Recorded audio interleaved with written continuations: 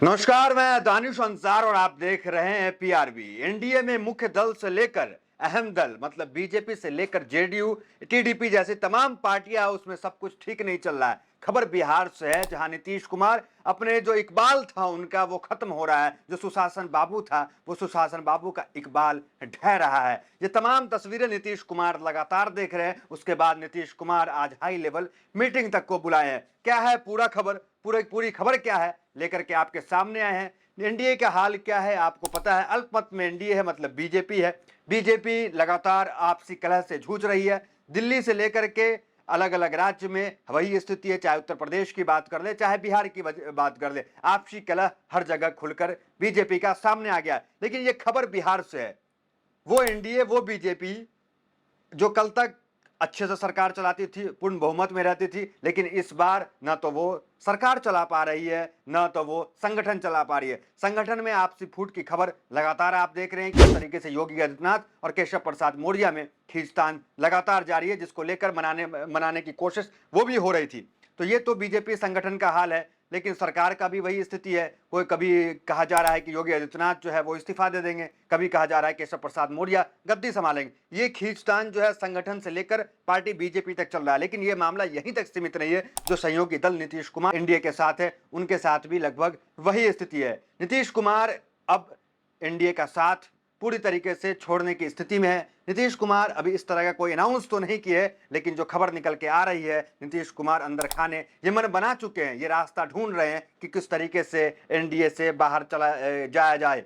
लगातार नीतीश कुमार केंद्र से अपनी वो मांग कर रहे थे, जो मांग उनकी पूरी नहीं हो रही थी। और लेकिन अब ऐसा मालूम हो रहा है, अब जो खबर निकल के आ रही है कि नीतीश कुमार के खास, नीतीश कुमार के करीबी आईएएस पे केंद्र की तरफ से जो ईडी सीबीआई है वो उन पे लग जाती है, उन्हें भेज दिया जाता है। तो नीतीश कुमार के करीबी आईएएस पे ईडी का जाना, और कहा जा रहा है कि ईडी सीबीआई जो है वो अमित शाह के इशारों पे चलती है। ईडी सीबीआई जो कल तक विपक्ष के घर पे जाती थी, जो कल तक लालू प्रसाद यादव का दरवाजे खटखटाती थी, तेजस्वी यादव का दरवाजा खटखटाती थी, अरविंद केजरीवाल का दरवाजा खटखटाती थी, आज नीतीश कुमार का दरवाजा खटखटा दिया ईडी सीबीआई। ये कहना कोई जल्दबाजी नहीं होगा, ये कहने में कोई भूल नहीं होगी कि नीतीश कुमार का ही दरवाजा मान लो कि खटखटा दिया है। क्योंकि वो आईएएस प्रधान सचिव है ऊर्जा विभाग का, और प्रधान सचिव उसे बनाया जाता है जो प्रधानमंत्री, जो मुख्यमंत्री के सबसे खास होता है, जो सबसे करीबी होता है। अपने सबसे करीबी को ही प्रधान सचिव किसी विभाग में नियुक्त किया जाता है, मुख्यमंत्री उसे नियुक्त करते हैं। तो मतलब मुख्यमंत्री का सुबह शाम टेलीफोन पे उस विभाग से बातचीत होती है प्रधान सचिव की। तो उसके घर, उसके पास अलग अलग ठिकानों पे अमित शाह के इशारों पे, ये भी कहा जा रहा है कि अमित शाह के इशारों पे वो नीतीश कुमार जो भागने के प्रयास कर रहे थे, जो एनडीए से निकलने के प्रयास कर रहे थे, वो उस नीतीश कुमार पे दबिश बना दिया गया है। क्योंकि नीतीश कुमार, आपको पता है, झारखंड में चुनाव है, वहां एनडीए के खिलाफ गठबंधन बना लिए सरयू राय से, और चुनावी मैदान में उतरने वाले हैं। और अब नीतीश कुमार पे जिस तरह के आरोप लग रहे हैं, क्योंकि एक पर एक घटना जो है बिहार में हो रही है, और नीतीश कुमार कहीं ना कहीं अंदर से जो उनका छवि सुशासन बाबू का है, जो अकेले वो सरकार चलाते थे, इस वक्त असहज दिख रहे हैं। और जब असहज दिखते हैं तो पलटी मारते हैं नीतीश कुमार। तो ये तो उनका इतिहास रहा है। तेजस्वी यादव जब सत्ता में तेजस्वी यादव के साथ थे, और कई कार्यकर्ता जो थाना पहुंच जाते थे, इस तरह की कई घटनाएं हुई, नीतीश कुमार पलटी मार गए। तो नीतीश कुमार लगातार रेल हादसा होना, बिहार में लगातार पुल का गिर जाना, हत्याएं हो जाना, मुकेश सहनी के पिता की हत्या हो गई, राष्ट्रीय अध्यक्ष पार्टी के पूर्व मंत्री रहे हैं। तो नीतीश कुमार की मुश्किलें बढ़ती जा रही है, क्योंकि नीतीश कुमार अभी मीटिंग की है, और नीतीश कुमार के करीबी संजीव हंस पे ईडी सीबीआई का पहुंचना मतलब नीतीश कुमार का कान, नीतीश कुमार की आंखें सब खोल दी है। नीतीश कुमार फिर किस चीज का इंतजार कर रहे हैं? तो नीतीश कुमार उस बजट का इंतजार कर रहे हैं, क्योंकि अब तक नीतीश कुमार के हक में बीजेपी की तरफ से कुछ भी बेहतर नहीं हुआ। यही कारण है कि नीतीश कुमार केंद्र को आंख भी दिखा रहे हैं। झारखंड में एनडीए के खिलाफ गठबंधन करके झारखंड में बीजेपी के खिलाफ चुनाव लड़ने वाले हैं सरयू राय के साथ, जो बीजेपी के धूर विरोधी हैं। बीजेपी के मुख्यमंत्री तक को चुनाव हरा दिए उन्होंने, रघुवर दास को। तो अपने बीजेपी के धूर विरोधी के साथ मिल करके नीतीश कुमार केंद्र को मैसेज देना चाह रहे हैं, क्योंकि अब तक आपने हमारी बात सुनी नहीं, विशेष राज्य का दर्जा आपने नहीं दिया, आपने बिहार को कोई पैकेज नहीं दिया, और जो आरक्षण को 9वीं सूची में डालने की बात, वो तो आरक्षण विरोधी तो भाजपा है ही। आरक्षण को लेकर उनके कई नेता किस तरह के बयानबाजी करते हैं वो जग जाहिर है, किसी से छुपा नहीं है। और आरक्षण को 9वीं सूची में कैसे बीजेपी लाएगी? तो नीतीश कुमार की अब तक आरक्षण को 9वीं सूची में डालना, इसे अनदेखा कर दिया गया। बिहार को विशेष राज्य का दर्जा देना, इसे अनदेखा कर दिया गया। अच्छा मंत्रालय मांगना, उसे अनदेखा कर दिया गया। तो नीतीश कुमार को लगातार अनदेखा कर दिया जा रहा है। बिहार में चुनाव है, केंद्रीय मंत्री क्या बयान देते हैं कि नीतीश कुमार जो है वो उनके अब जो है बीजेपी के नेतृत्व में चुनाव लड़ा जाएगा 2025 का।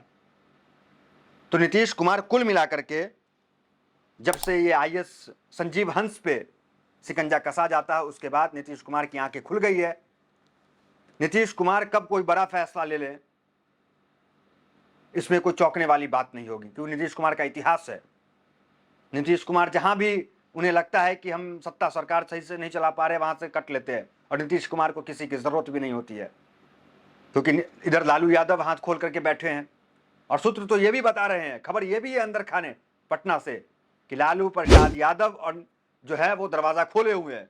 लालू यादव दोनों हाथ खोल करके नीतीश कुमार के स्वागत में खड़े हुए हैं कि जब नीतीश कुमार आए उनका दरवाजा उनके लिए खुला हुआ है।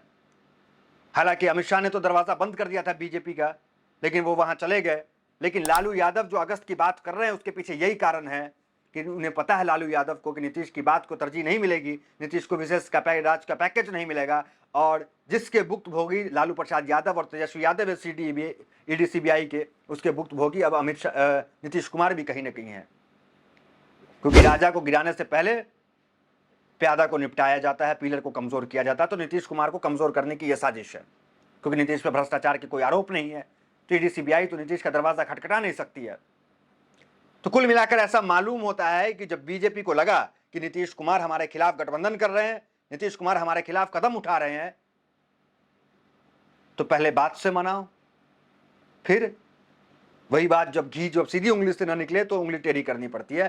तो नीतीश कुमार के खिलाफ बीजेपी वही कर रही है, और ये बात नीतीश कुमार देख भी रहे हैं।